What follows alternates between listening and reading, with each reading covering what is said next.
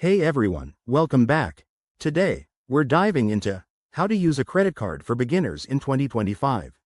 If you're new to the world of credit cards, don't worry. This guide will help you navigate it like a pro. Let's get started. First off, what's a credit card? It's basically a loan from a bank that lets you borrow money to make purchases, which you pay back later. In 2025, with more digital advancements, credit cards come packed with features like contactless payments, enhanced security chips, and even AI-driven spending trackers to keep you in control. Step 1.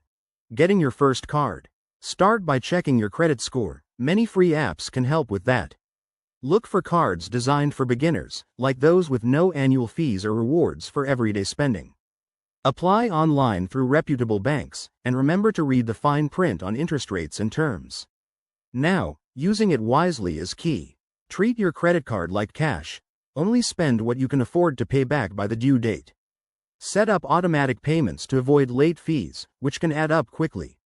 In 2025, watch out for new regulations that might include better fraud protection and limits on overdraft charges, making it safer than ever.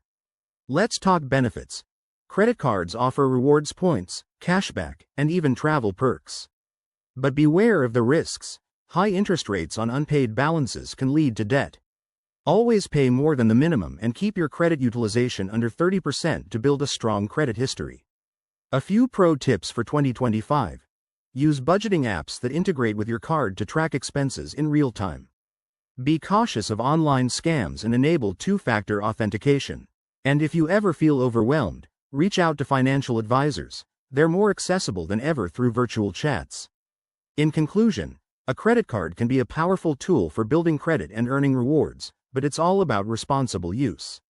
Start small, stay informed, and watch your financial future grow. If you found this helpful, hit that like button and subscribe for more tips. Thanks for watching. See you next time.